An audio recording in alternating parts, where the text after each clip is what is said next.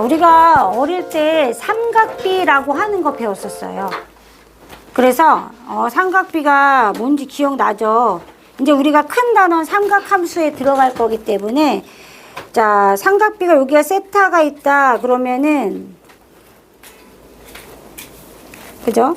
뭐 사인 세타를 구해라 그러면은 여기를 A로 놓고 B로 놓고 여기를 C로 놓으면 사인 세타는 뭐 C분의 A다.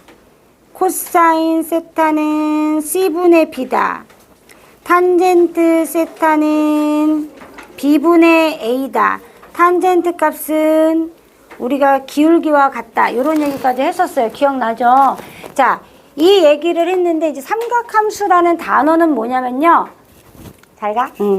삼각비를 각도에 대해서 함수로 확장을 시키는 거야. 그래서 우리가 지수함수 할 때요.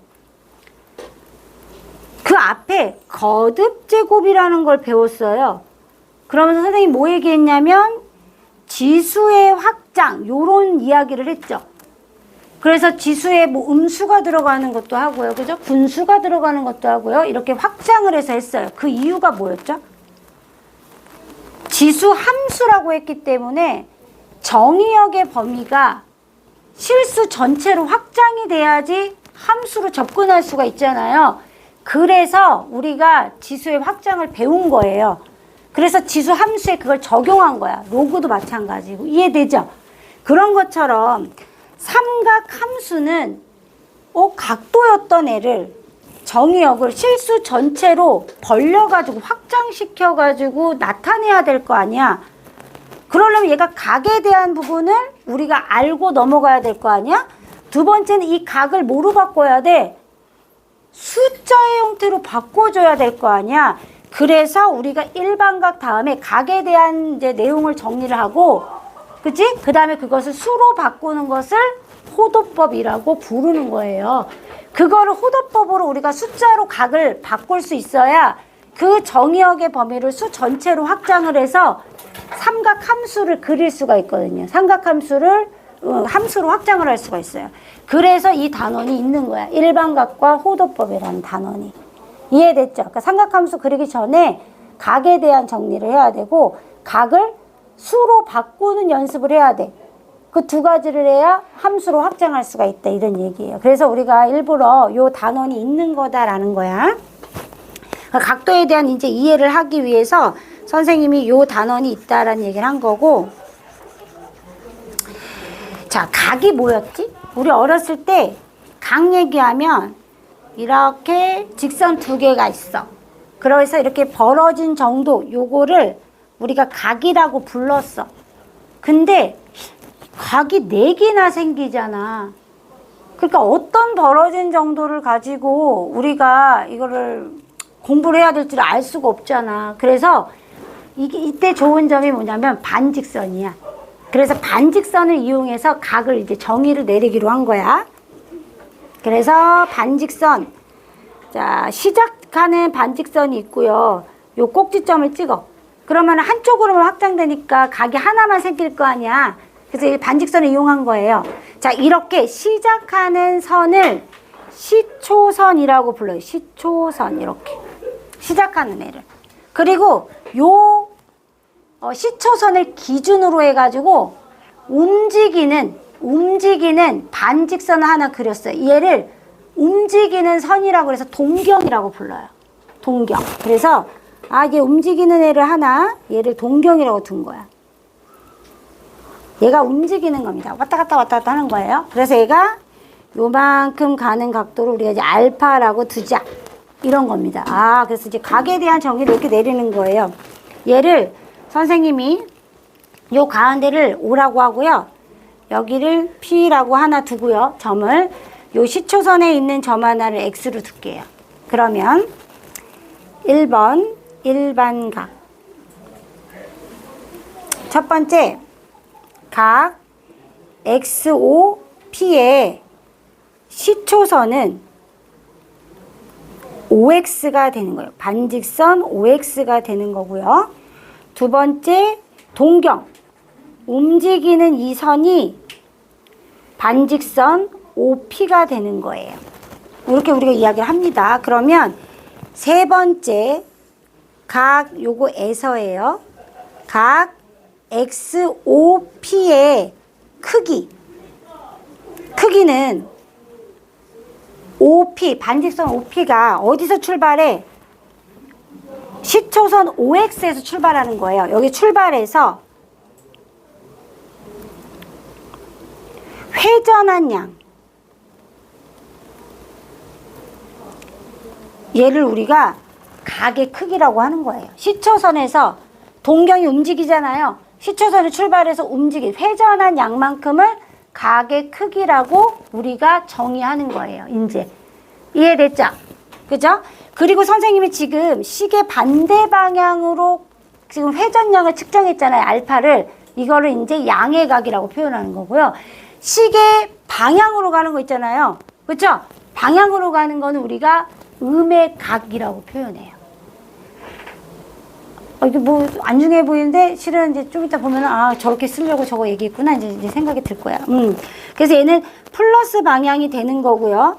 반대 방향으로 이렇게 가는 건 뭐가 되냐면 음의 각, 마이너스 각이 된다고 생각하면 돼요. 근데 이때 이 마이너스 각은 표현을 할 때 음수로 표현을 하는 거예요. 근데 얼마큼 움직였지? 음의 방향으로 얼마큼 움직였지? 360 빼기 알파만큼 움직였죠? 그렇게 표현하는 거예요. 좀 이따 이제 30도 표현하는 거 한번 예로 들어볼게요. 그래서 네 번째, 양의 각.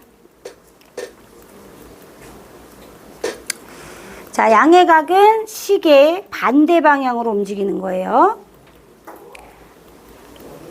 자, 반대 방향으로 움직여요. 이거 양의 방향이라고 할게요.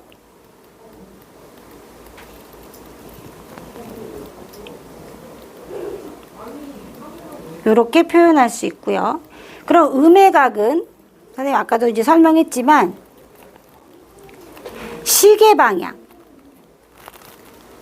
이걸 이제 음의 방향이라고 보는 거예요. 음의 방향으로 회전한 거예요. 이해되죠? 하나도 안 어렵죠? 요거는 자, 그래서 쓸 때도 얘는 양의 부호를 써주고요. 근데 우리 양의 부호는 보통 생략하잖아요. 그래서 각도에서도 생략해요. 그리고 얘는 음의 부호를 써줍니다. 이렇게 써줘요. 자, 그러면 각 XOP가 예를 들어가지고 선생님이 30도라고 했어요. 그럼 얘를 음의 방향에서 표현할 때 어떻게 표현할 수 있어요? 얘가 30도, 요만큼이 30도야. 그럼 요만큼은 얼마야? 330도인데 선생님이 시계 방향으로 왔다라는 걸 의미해 주려면은 음의 부호를 붙여줘야 된다고 그랬잖아. 그래서 얘는 마이너스 330도랑 같은 거야.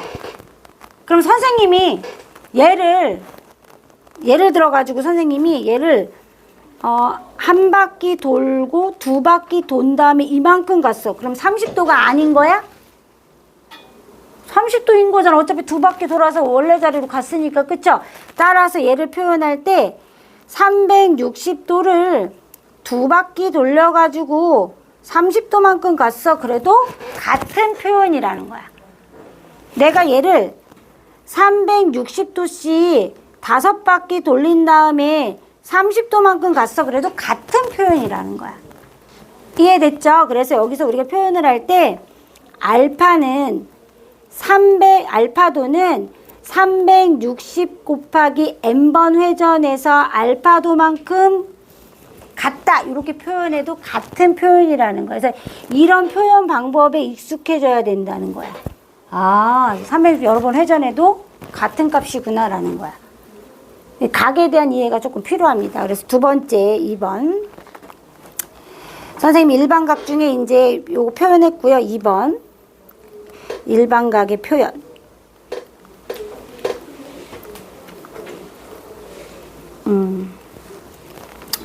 360도 곱하기 n 더하기 알파도 이렇게 표현할 수 있다. 단 n은 정수가 되고요. 얘는 정수고요. 한 바퀴, 두 바퀴, 세 바퀴 이렇게 뭐 그냥 편하게 생각하면 돼요. 자, 요꼴로 나타낼 수 있다.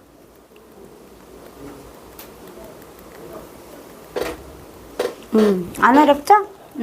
이거 나중에 라디안 배우고 나면 라디안으로 나타내는 방법도 선생님이 다시 옆에다 필기도 이렇게 해줄게요. 그래서 이렇게 표현을 한다라는 거고요.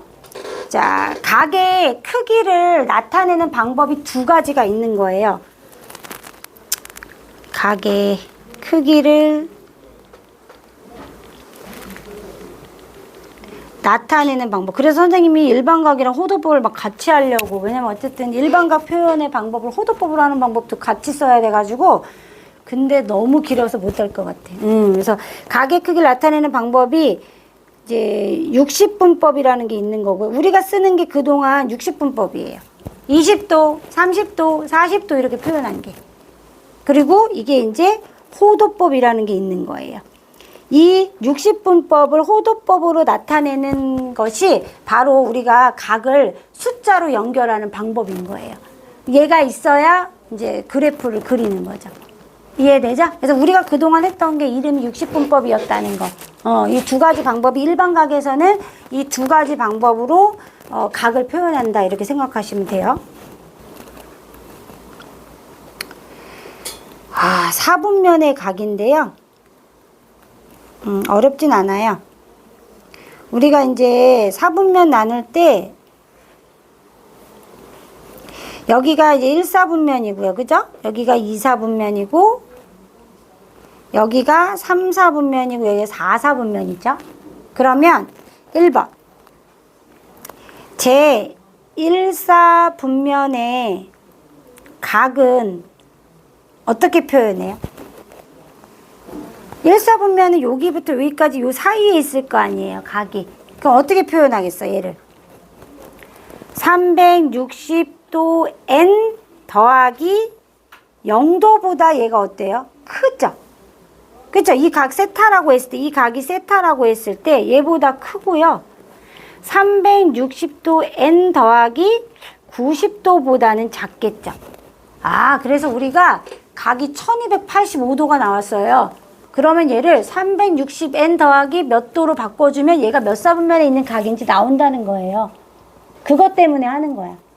각이. 이해되죠? 그러니까 예를 들어서 선생님이 뭐 1250도 이렇게 했어요. 그럼 얘 360도가 몇 번 들어가요? 나눠줘야지. 1250도를 360도로 나누면 몇 번 들어가냐 이거? 3번 들어가냐? 그러면은 63, 18에다가 1000이면 얘 얼만데? 얘가 곱하기 3 이렇게 표현할 수 있는 거지. 곱하기 3 더하기 얼마야? 170도야. 그럼 얘 몇 사분면에 있는 각인지 우리가 찾을 수 있다는 거죠. 어디에 있을 것 같아? 2사분면이지? 얘가 180도까지니까. 이해되죠? 그런 얘기입니다. 그렇구나. 그래서 배우는 챕터예요, 얘는. 이해되죠? 자, 그러면 아가들, 얘가 2사분면의 각은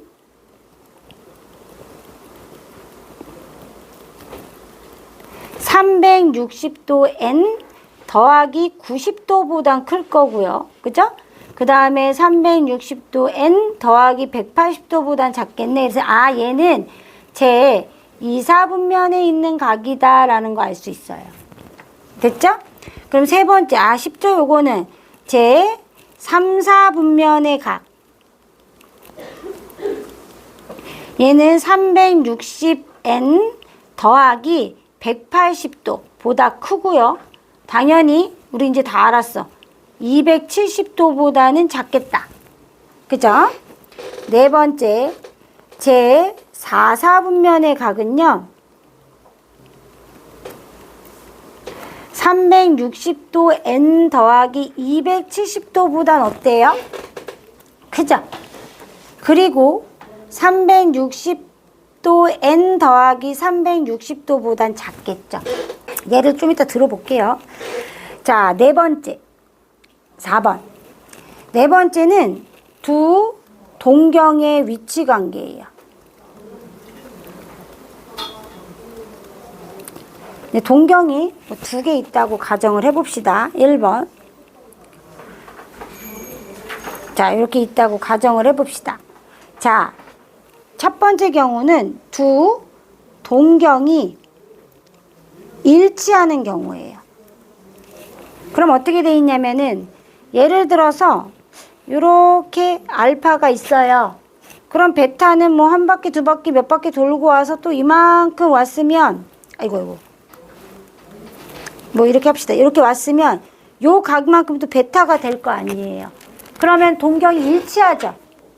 이랬을 때 일치한다는 말이 있다면 아 알파 마이너스 베타는 무슨 뜻이 돼? 360도 n만큼이 되겠죠. 왜냐면 0도가 되는 건데 뺐을 때 0도 되는 거잖아요. 근데 실은 두 바퀴 돌고 오면 720도가 될 수도 있잖아요. 720 더하기 30도 이렇게 될 수 있기 때문에 360n으로 나온다는 거죠. 그러니까 식을 세울 때 문제에서 두 동경이 일치한다. 이런 말이 있고 그리고 각을 주어졌을 때 얘가 둘이 뺐을 때 360n이 된다라고 식을 세워서 문제를 해결해야 된다는 얘기예요. 이해돼요? 그런 얘기입니다. 자, 두 번째는 어떤 경우냐면요. 2번.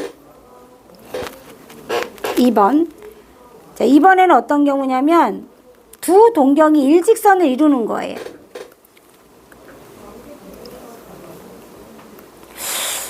한 동경은 여기 있는데 요렇게 있는데 다른 동경이 요렇게 있는 거죠. 그래가지고 아 일직선이 딱 된 거예요. 둘이. 이런 경우는 어떻게 돼요? 자, 두 동경이 일직선일 때. 자, 그럼 어떻게 되냐면 요만큼이 이제 알파가 될 거고요. 그죠? 요만큼이 뭐가 돼요? 베타가 될 거예요. 맞아요? 그럼 이 경우는 이제 어떻게 우리가 문제를 해결할 거냐? 베타에서 알파 빼면 어떻게 돼요? 베타에서 알파 빼면 어떻게 돼요? 180도만 남잖아요. 그림상. 맞죠? 아, 알파 빼기 베타라고 해도 좋고요. 그러면 요거랑 똑같이 가기 위해서 선생님이 그냥 알파 빼기 베타로 할게요. 알파를 더 크다고 하고 여기를 베타로 할게요. 자, 그러면 알파 빼기 베타는 어떻게 돼요? 얘 그냥 쓰면 안 되겠죠? 180도에도 우리 이렇게 쓰지 않기로 했잖아요. 일반각의 표현 어떻게 하기로 했죠? 360도 n 더하기 180도 이렇게 하기로 했죠. 그렇죠? 원래는 더 정확히 하면 여기 절대값 딱 붙이면 됩니다. 솔직히 이렇게 절대값 붙이면 되죠? 이렇게 절대값 붙이면 되죠? 이렇게 생각하시면 됩니다. 이해되죠? 그냥 알파 베타 두고 이렇게 쓸게요. 그냥 절대값으로. 이해되죠? 아, 요렇게 식을 세워서 문제를 해결하는 얘기예요. 세 번째는요. 이번에는 뭐냐면 X축에 대해서 대칭이 될 때예요. X축에 대하여 두 동경이 대칭일 때. 두 동경이 X축에 대하여 대칭일 때. 이게 무슨 얘기냐면 한 동경이 이렇게 알파만큼 있어요. 근데 다른 동경은 이쪽에 이렇게 똑같이 생기는 거죠. 요렇게. 그래서 어떻게 되냐면 요만큼이 요렇게 간 게 베타만큼인 거예요. 맞아요? 근데 너희도 이렇게 봐서 알지만 여기가 알파면 여기도 각이 똑같을 거 아니야. 그럼 알파 더하기 베타면 어떻게 돼? 한 바퀴가 되잖아요. 그쵸? 그럼 우리가 이거를 일반각으로 표현할 때 알파 더하기 베타는 어떻게 표현하면 돼? 360도 n 이렇게 표현하면 되겠죠. 안 어렵죠? 그러니까 이게 문제에서 말로 이렇게 나와요. 일직선이 될 때, 뭐 일치할 때 이런 식으로 나와요. 그 다음에 X축에 대해서 대칭으로 나타날 때 그랬을 때 이런 방법으로 활용해서 문제를 풀어라라고 알려주는 거예요. 개념은 아니고 문제의 활용이에요. 자, 네 번째는 X축에 대한 대칭이 있으니까 두 동경이 Y축에 대하여 대칭일 때 이런 경우도 있겠죠. 그죠? 자, 요 경우도 있을 거예요. 그러면 어떻게 생긴 경우냐면요. 자, 요렇게 동경이 하나 있는데 Y축에 대해서니까 요런 식으로 되겠죠? 그쵸? 자, 그리고 얘가 요만큼 갔으니까 알파만큼 간 거예요. 그리고 요렇게 요만큼 갔으니까 얼만큼 갔어요? 베타만큼 간 거예요. 그러면 너희도 봐서 알지만 여기가 알파니까 여기도 알파만큼 생기겠죠? 그죠? 그럼 어떻게 돼요? 아, 이 녀석은 알파 플러스 베타가 육안으로 딱 보니까 반 바뀐 거 알잖아요. 180도인 거. 근데 표현할 때는 360도 n 더하기 180도로 표현해 줘야 돼요. 앞으로 일반각은 다 이렇게 표현해야 돼요. 이해됐죠? 자, 다섯 번째 마지막으로 뭐가 있냐면 y는 두 동경이 y는 x에 대하여 대칭일 때. 참 대칭, 이동, 대칭 이런 거 좋아해. 그지? 그래서 이렇게. 그럼 이제 어떻게 되냐면 자, 이제 선생님이 그림을 그릴 때 요만큼을 알파라고 했어요.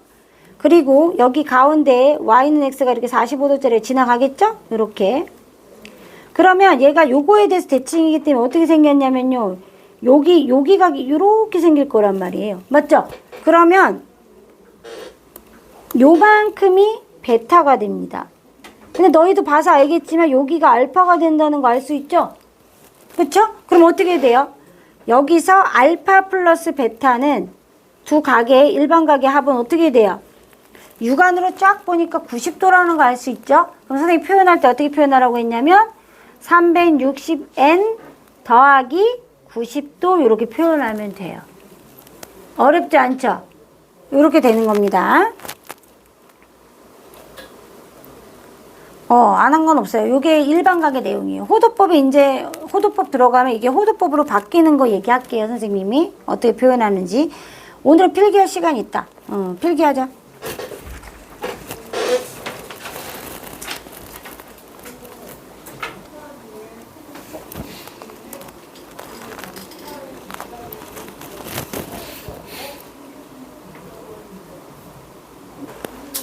자, 그 다음에 이제 일반각의 표현인데, 선생님이 요 마이너스 350도를 일반각으로 표현하면 어떻게 되냐면, 360도 곱하기 마이너스 1 더하기 10도잖아. 그러니까 얘가 10도랑 같다는 걸 바로 알 수 있어요. 일반각으로 표현하면 다 똑같이 표현된다는 거예요. 요 뒤에 있는 수가 다 똑같다는 거야, 알파가. 이해되죠? 요렇게 표현할 수 있다.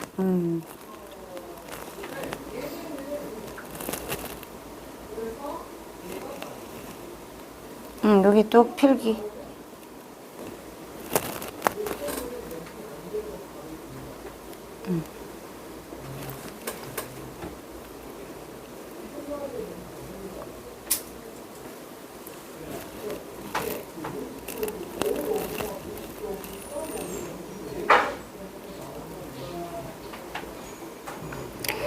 야가들 또 4번 해봐. 뭐.